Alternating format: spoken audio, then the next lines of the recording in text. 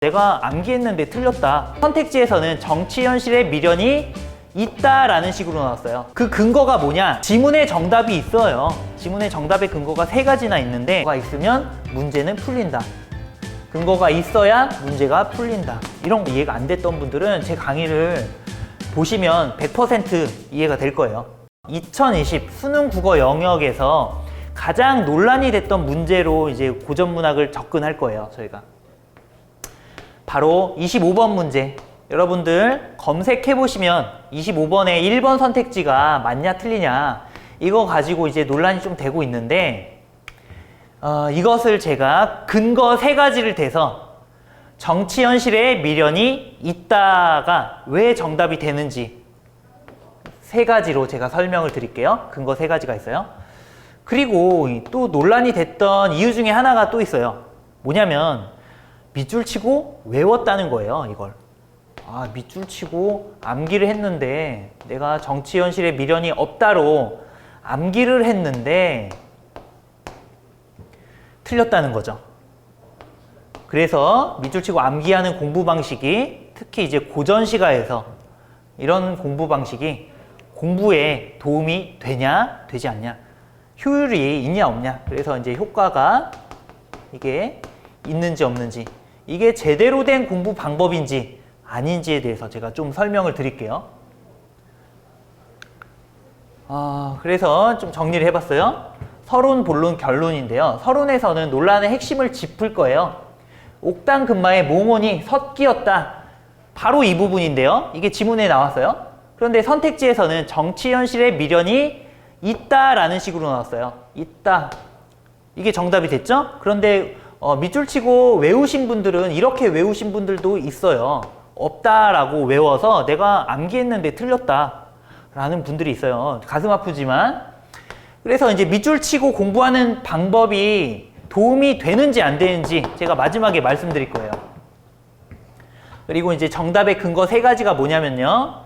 공명, 역군은 옥당근마의 몽혼. 이것은 제가 어디서 다른 데서 가지고 온 단어가 아니라 지문에서 가지고 온 단어예요. 지문에 정답이 있어요. 지문에 정답의 근거가 3가지나 있는데 여러분들이 이제 밑줄 치고 암기하는 방식으로 공부하셨다면 이것을 찾을 생각조차 하기 쉽지가 않았겠죠. 그렇죠? 그런데 평소에 우리가 이제 정답의 근거를 찾는 연습을 했다면 그런 분들은 이거 쉽게 풀으셨을 거예요. 다 맞췄을 거예요, 아마. 그래서 이제 이것을 분석을 한번 해보고요. 특히 그 문제가 이해가 안 됐던 분들은 이제 문제를 풀고 나서 이해가 안 됐던 분들은 제 강의를 보시면 100% 이해가 될 거예요. 그래서 이제 결론에서는 뭘 얘기하냐? 아까 제가 말씀드렸죠? 밑줄 치고 암기하는 방법이 도움이 되는지 안 되는지. 도움되면 O, 안 되면 X. 지문에서 정답을 찾을 수 있는지 없는지. 이게 만약에 도움이 안 된다면 정답 찾는 방법이 있어야겠죠?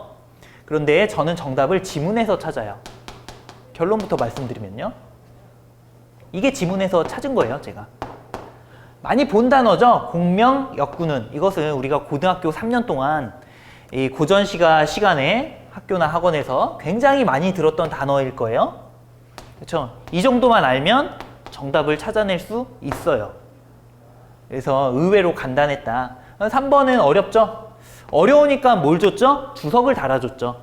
그쵸? 주석 달아준 것까지 자세하게 제가 말씀을 드려볼게요. 서론부터 볼게요. 논란이 된 부분이 어디냐? 아까 말씀드렸죠? 옥당근마의 몽혼이 섞이었다. 이걸 보고 미련이 있는지 없는지 이걸 알아내는 게 문제의 핵심이었어요. 여러 가지를 물어보지만 이게 가장 여러분들이 어려워했던 부분이라는 거죠. 정치 현실에 미련이 있다, 없다 이렇게 2개로 나눠요. 근데 여러분들은 이제 밑줄 치고 이렇게 외우신 분들은 틀렸겠죠. 그쵸? 안타깝죠. 정답의 근거 3가지 단어만 말씀드릴게요. 공명, 역군은 옥당근마의 몽혼이다. 이게 왜 근거가 되냐? 본론에서 말씀드릴게요.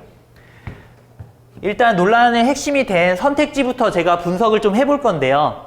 문제는 이렇게 나왔어요. A와 B를 비교한 내용으로 가장 적절한 것은 이게 이제 어떤 유형이죠? 내용일치 문제. 내용일치 문제는 지문을 잘 읽으면 된다라고 제가 제 강의에서 항상 강조하는 거예요.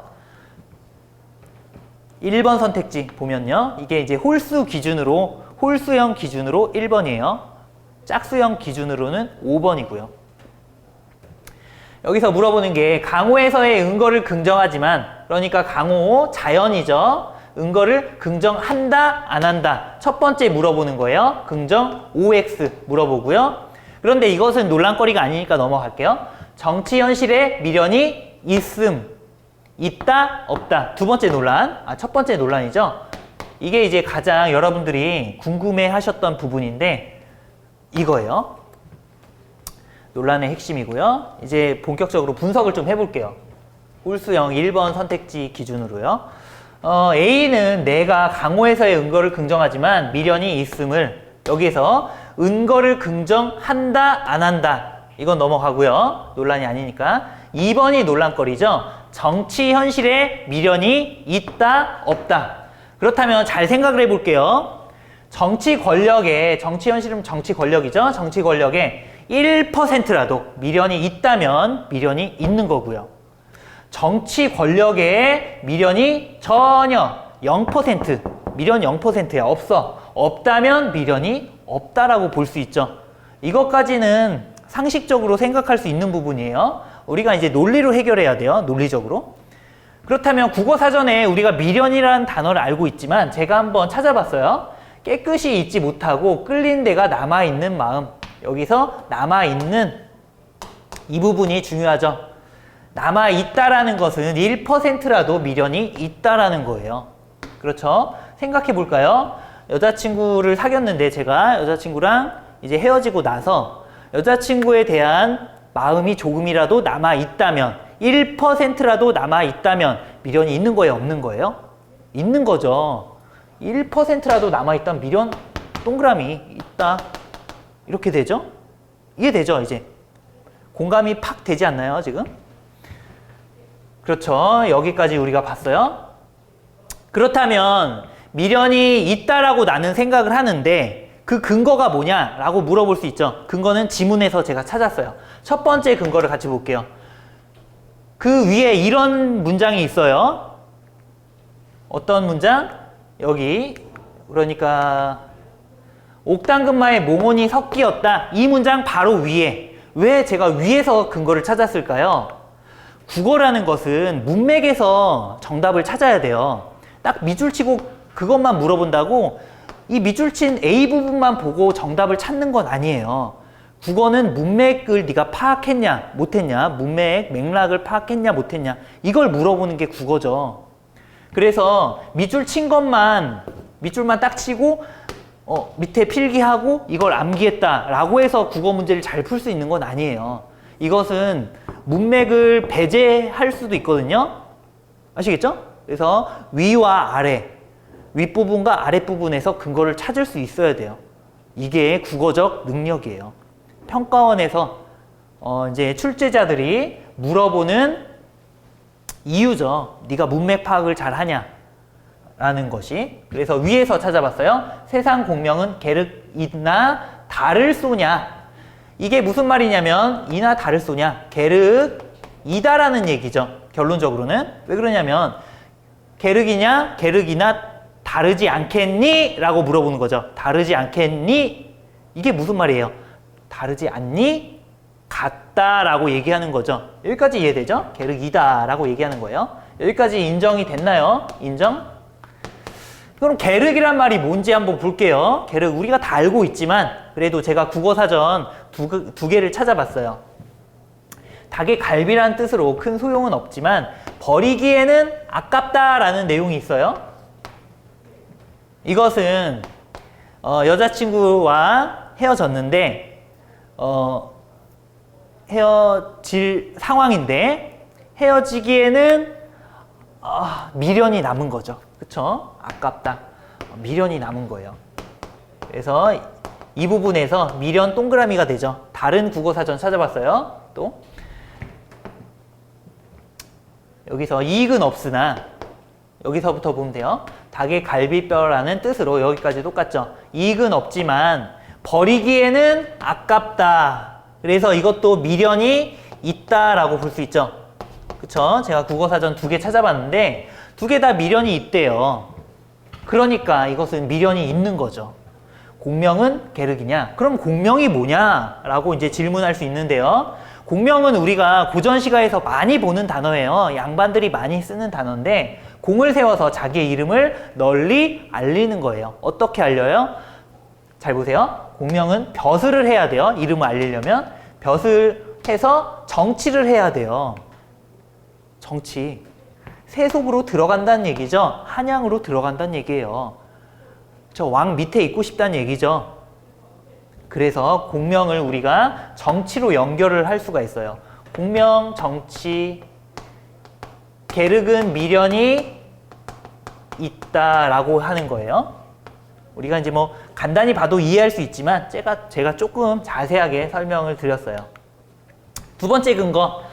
근거가 한 가지가 아니다. 한두 가지가 아니다. 세 가지나 있어요. 이거 밑에 보시면 이런 지문도 있어요. A 밑에 부분. 역군은이셨다라는 말이 있어요. 역군은은 무슨 말이냐면 임금군 은의 은자예요. 임금의 은혜. 임금. 그렇죠? 여기 써 있죠. 임금의 은혜라는 뜻이에요, 이게. 그렇다면 이게 왜 근거가 되냐? 여러분 잘 보세요. 그러면 해석을 한번 해볼게요. 이 몸이 이렇게 지내는 것 또한 또 역자예요. 임금의 은혜이셨다라고 이제 약간 아부를 하고 있죠. 왜 아부를 할까요? 아부하는데 이유가 있겠죠. 고전시가의 공식이에요. 여러분 이것은 이 지문뿐만 아니라 다른 모든 고전시가에 다 적용이 되는 거니까 좀 한번 들어보세요. 고전시가의 공식인데 임금의 은혜를 언급한 이유 뭘까요? 이유가 뭐예요? 일단 겉으로 보기에는 충성심이죠. 임금에게 충성하고 싶다. 아니 뭐 자연에서도 마음으로 충성하면 되지. 굳이 한양을 가야 돼? 가야 돼요, 얘네들. 벼슬을 해야 돼요. 충성하려면 벼슬을 해야 되고요. 벼슬을 하는 것은 정치 권력을 갖는 거죠. 공명도 얻는 거예요. 공명과 또 연결이 돼요. 이게 임금의 은혜가 공명과 연결이 된다. 부귀영화를 누리는 거예요. 얘네가 벼슬을 그럼 왜 하고 싶어요? 물어볼 수 있죠. 부귀영화, 잘 먹고 잘 살고 싶어서 그래요. 이거야. 뭐 지금 정치인이나 다를 바가 없죠. 다 자기 잘 먹고 잘 살려고 정치하는 거죠. 뭐 솔직히. 속세에 들어가고 싶은 거예요. 자연과 속세는 정반대인 거 아시죠? 속세, 세속 똑같은 말이에요. 자연과 이쪽은 정반대되는 영역이다. 예를 들면 천국과 지옥 같은 거예요. 어떤 게 천국이고 어떤 게 지옥인지 모르겠지만 정반대 개념이에요. 아시겠죠? 모순되는 개념이에요. 그래서 얘가 정치 권력을 갖고 싶다는 거죠. 정치 현실에 미련이 있다가 그래서 저는 맞다고 생각을 해요. 근거가 충분하죠. 지금 2개나 나왔어요. 근거가. 세 번째 근거 볼게요. 미련의 근거 세 번째. 뭐냐? 옥당근마의 몽혼. 와, 나 이거는 좀 내용이 어려운데 아까 역군은 들어봤어. 공명 들어봤어. 그런데 이거는 미리 공부해야 되잖아요 라고 이제 질문하실 수 있죠. 그런데 밑에 뭐가 있었어요? 밑에 주석이 있었잖아요. 주석. 이게 핵심이죠. 진짜 여러분들이 어려워할 만한 그런 단어는 고전시가 밑에 주석을 달아줘요. 그래서 주석 어떻게 달았죠? 관직생활이라고 달았죠. 옥당근마 관직생활, 모혼, 꿈. 저는 그냥 주석대로 해석을 하니까 관직생활의 꿈이 됐어요.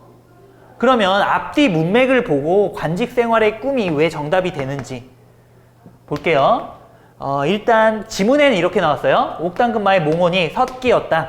이 부분이 논란의 핵심이에요. 이 부분이 이제 관직생활의 꿈이 있다 또는 없다 이렇게 2개로 해석이 될 수 있어요. 그런데 밑줄 치고 이렇게 외웠다는 거죠.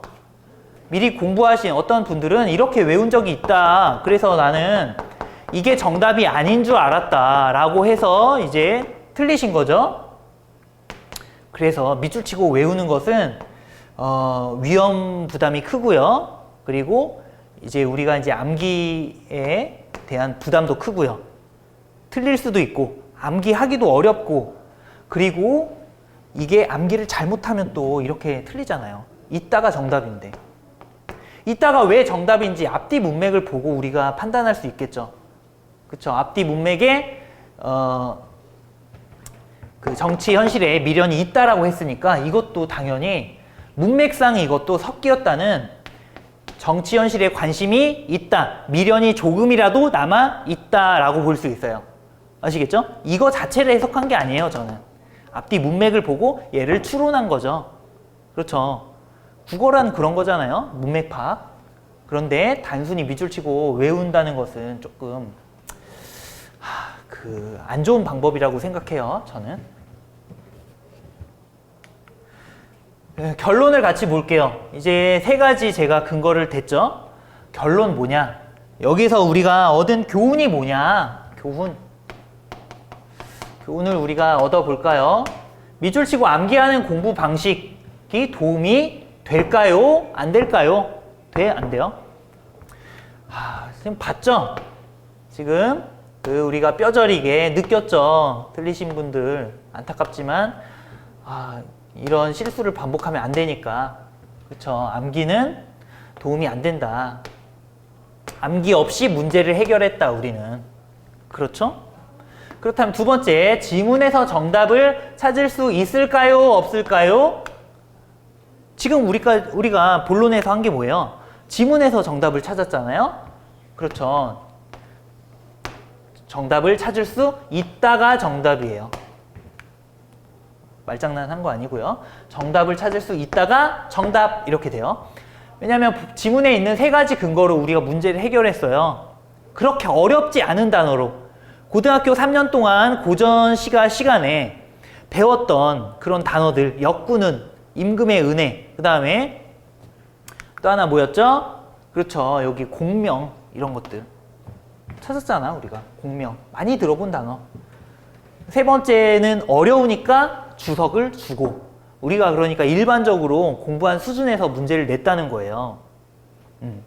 일반적으로 어느 정도 열심히 하셨다면, 그리고 이제 방법을 암기로 이제 하지 않으셨다면 문제를 풀 수 있는 수준이었죠.